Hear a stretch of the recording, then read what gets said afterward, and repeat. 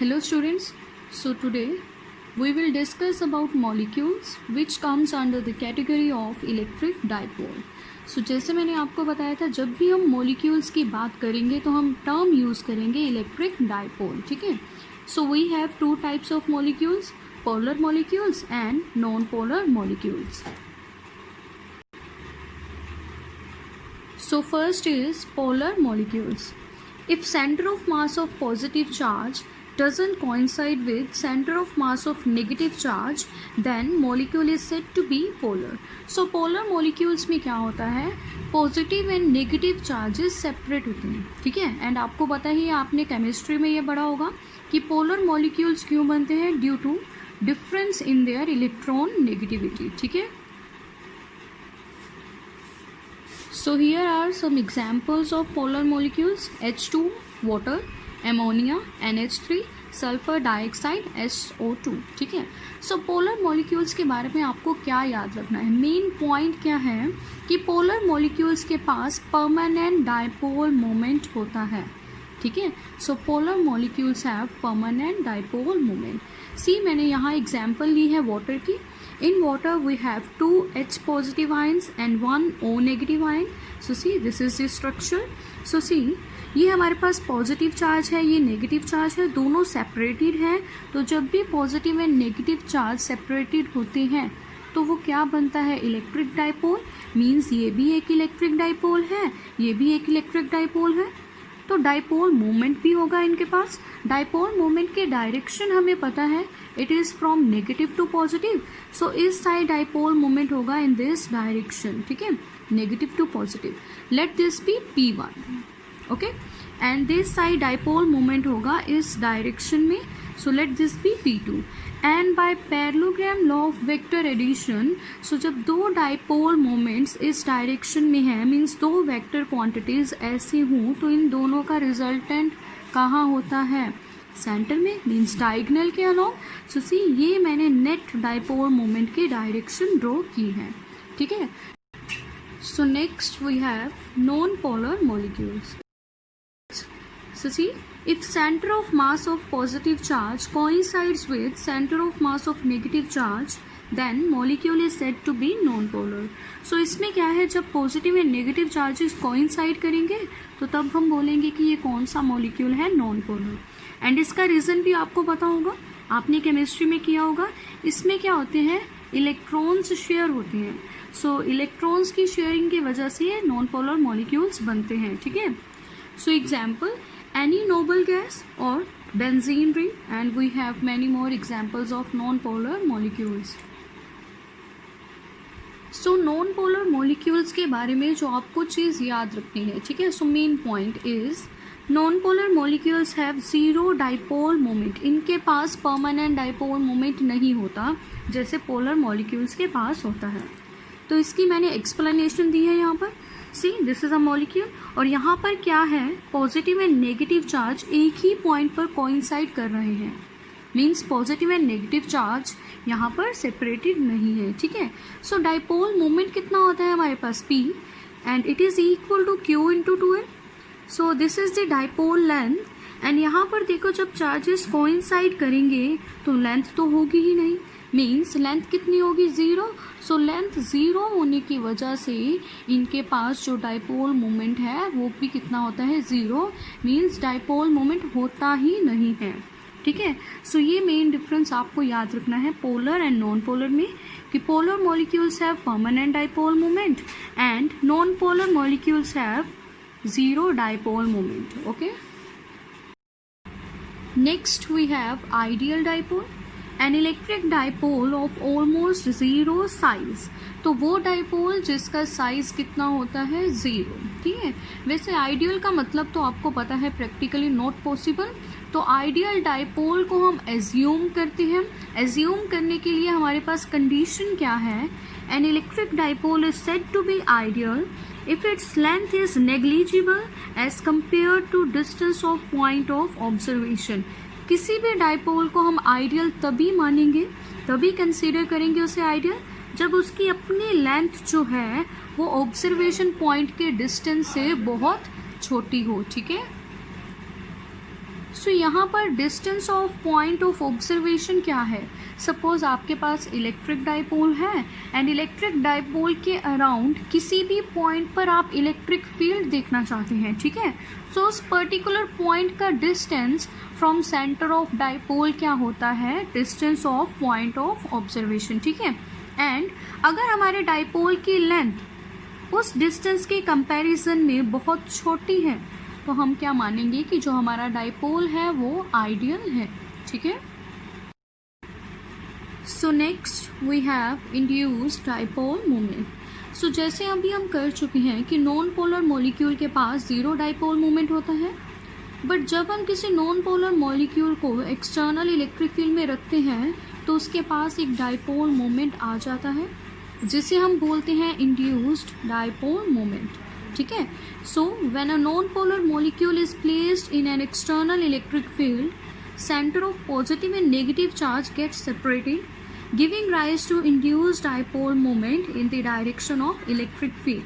So वही मैंने लिखा है, जब हम किसी नॉन पोलर मॉलिक्यूल को इलेक्ट्रिक फील्ड में रखते हैं तो पॉजिटिव एंड नेगेटिव चार्जेस जो हैं वो सेपरेट होना स्टार्ट हो जाते हैं एंड उनकी सेपरेशन की वजह से एक डाइपोल मोमेंट राइज होता है जिसे हम बोलते हैं इंड्यूस्ड डाइपोल मोमेंट। तो ये क्वेश्चन भी आ जाता है कि नॉन पोलर में अगर डाइपोल मोमेंट प्रोड्यूस करना है तो क्या करें? तो इसका आंसर यही है कि सिर्फ उसे आप इलेक्ट्रिक फील्ड में रख लें, ठीक है। सो सी यहाँ मैंने एक्सप्लेनेशन दी है इसकी। सपोज हमारे पास ये नॉन पोलर मॉलिक्यूल है, सो इसका पॉजिटिव एंड नेगेटिव चार्ज क्या कर रहा है? कोइंसाइड। अब हम इसे कहाँ रखेंगे? इलेक्ट्रिक फील्ड में। सो इलेक्ट्रिक फील्ड की डायरेक्शन मैंने ये दी है। अगर इलेक्ट्रिक फील्ड इस डायरेक्शन में है तो हमें पता है इसकी डायरेक्शन होती है from positive to negative charge, तो यहाँ कहीं पॉजिटिव चार्ज होगा एंड यहाँ नेगेटिव चार्ज, ठीक है, तभी इसकी ये डायरेक्शन है। तो देखो इलेक्ट्रिक फील्ड में रखने से क्या होगा, ये जो दो चार्जेस हैं ये फोर्स एक्सपीरियंस करेंगे। ये पॉजिटिव चार्ज इस नेगेटिव की तरफ अट्रैक्ट होगा तो ये इस साइड मूव करना स्टार्ट करेगा, ये नेगेटिव चार्ज इस पॉजिटिव की तरफ अट्रैक्ट होगा तो ये इस साइड मूव करना स्टार्ट करेगा। मींस जो चार्जेस पहले कोइंसाइड थे अब वो सेपरेट होना स्टार्ट हो जाएंगे। तो आफ्टर सम टाइम ये मॉलिक्यूल हमें कुछ ऐसे ही दिखाई देगा। सी वही इलेक्ट्रिक फील्ड है एंड नेगेटिव चार्ज अब इस साइड आ गया एंड पॉजिटिव चार्ज अब इस साइड आ गया। तो डाइपोल की कंडीशन क्या है? Equal and opposite charges and उनमें कुछ डिस्टेंस होना चाहिए। तो सी ये नेगेटिव चार्ज, ये पॉजिटिव चार्ज एंड इनमें अब डिस्टेंस भी है। डिस्टेंस है तो मीन्स इनके पास डाइपोल मोमेंट भी होगा। तो इस डाइपोल मोमेंट को हम क्या बोलते हैं? Induced dipole moment. बट इसकी डायरेक्शन क्या होगी? वही डायरेक्शन होगी जो इलेक्ट्रिक फील्ड की डायरेक्शन है। सी नेगेटिव टू पॉजिटिव होता है डाइपोल मोमेंट, तो ये डायरेक्शन मैंने ड्रॉ की है एंड मैंने यहाँ इसे लिखा है P I. I hear represents it is induced, ठीक है। सो यहाँ डाइपोल मोमेंट आया बट किसकी वजह से? इस इलेक्ट्रिक फील्ड की वजह से, ठीक है। सो ये डाइपोल मोमेंट जो है वो तब तक ही रहेगा जब तक आप इलेक्ट्रिक फील्ड अप्लाई करते रहेंगे। जैसे ही आपने इलेक्ट्रिक फील्ड की सप्लाई ऑफ कर दी तो ये फिर से एक नॉन पोलर मॉलिक्यूल बन जाएगा एंड फिर से इसके पास क्या होगा? डाइपोल मोमेंट ज़ीरो, ठीक है। कैपेसिटर टॉपिक में हम proper polar and non polar molecules का बिहेवियर इन इलेक्ट्रिक फील्ड भी डिस्कस करेंगे, ठीक है। Next we have symmetry of electric field. Means किसी भी इलेक्ट्रिक डाइपोल के अराउंड इलेक्ट्रिक फील्ड की सिमेट्री क्या होगी? मीन्स शेप क्या होगी? तो ये अब आपको याद रखना है। इसमें से 1 मार्क का क्वेश्चन भी आ जाता है कि किसी भी इलेक्ट्रिक डाइपोल के अराउंड जो इलेक्ट्रिक फील्ड है उसकी सिमेट्री क्या है? सिलेंड्रिकल, ठीक है। सो अब हम इसे ड्रॉ कर लेते हैं। सो मैंने जैसे आपको पहले बताया था कि किसी भी पॉइंट चार्ज के अराउंड जो इलेक्ट्रिक फील्ड है उसकी सिमेट्री क्या है? स्फेरिकल। सो सी डाइपोल में हमारे पास कितने चार्जेस होते हैं? 2 चार्जेस, दोनों ही पॉइंट चार्जेस हैं। तो इस पॉइंट चार्ज के अराउंड सिमेट्री क्या होगी? स्फेरिकल। तो हम ड्रॉ कर लेते हैं, ठीक है। एंड इस पॉइंट चार्ज के अराउंड की सिमेट्री क्या होगी? स्फेरिकल। इसे भी हम ड्रॉ कर लेते हैं। बट हम बात कर रहे हैं डाइपोल की। डाइपोल मीन्स इन दोनों चार्जेस के कॉम्बिनेशन की। तो हम दोनों स्फीयर्स को ज्वाइन कर देंगे, इनकी बाउंड्रीज को ज्वाइन करें। तो ये शेप क्या बन रही है, सिलेंडर। तो इससे हमें पता चल रहा है कि इलेक्ट्रिक फील्ड की सिमेट्री अराउंड अ डाइपोल क्या है, सिलेंड्रिकल। ठीक है, so see I have drawn the symmetry of electric field around a dipole. So the topic is electric field at a point on number 1 axial line of dipole, number 2 equatorial line of dipole. So इस article में हम derivation करेंगे जिसमें हम देखेंगे कि किसी भी डाइपोल के अराउंड इलेक्ट्रिक फील्ड कितनी होगी। ठीक है, उसके हम दो केसेस करेंगे। फर्स्ट जो है हम देखेंगे कि डाइपोल की एक्सियल लाइन पर इलेक्ट्रिक फील्ड कितनी होगी, एंड सेकेंड हम देखेंगे डाइपोल की इक्वेटोरियल लाइन पर इलेक्ट्रिक फील्ड कितनी होगी। सो बेसिकली इस आर्टिकल के लिए हमें axial line and equatorial line के बारे में पता होना चाहिए। So let's start with this. So first is axial line, a line joining the two charges of dipole and extended on both sides is called axial line. So axial line वो line है जो dipole के axis में से पास करे। अब axis क्या है, एक्सिस वो लाइन है जो डाइपोल के दोनों चार्जेस को क्या करती है, ज्वाइन करती है। ठीक है, एंड एक्सियल लाइन को हम एंड ऑन पोजीशन भी बोलते हैं। क्यों बोलते हैं वो भी हम देख लेते हैं। सो सी ये हमारे पास इलेक्ट्रिक डाइपोल है एंड इलेक्ट्रिक डाइपोल में हमारे पास दो चार्जेस हैं। सो इन चार्जेस को जो लाइन ज्वाइन कर रही है इसे हम बोलते हैं एक्सिस ऑफ डाइपोल, एंड इस एक्सिस के अलोंग किसी भी साइड, चाहे डाइपोल के लेफ्ट साइड चाहे राइट साइड, कोई भी लाइन हम एक्सटेंड करेंगे वो क्या होगी, एक्सियल लाइन। सो सी मैंने इस साइड ड्रॉ की है डॉटेड लाइन, ये लाइन क्या रिप्रेजेंट कर रही है, एक्सियल लाइन ऑफ डाइपोल। ठीक है, इसे एंड ऑन पोजीशन क्यों बोलते हैं, बिकॉज ये डाइपोल के एंड्स की साइड पर लाई करती है, या तो इस डाइपोल के पॉजिटिव चार्ज के इस साइड मीन्स डाइपोल की इस एंड पर, या फिर इस चार्ज के इस साइड मीन्स डाइपोल के इस एंड पर। ठीक है, next is equatorial line, a line passing through the center of dipole and perpendicular to it.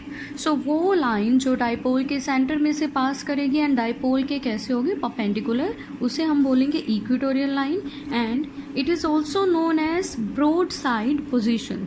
सो इसके बारे में भी हम डिस्कस कर लेते हैं। सो सी ये हमारे पास इलेक्ट्रिक डाइपोल है एंड ये ओ पॉइंट क्या है, सेंटर ऑफ डाइपोल।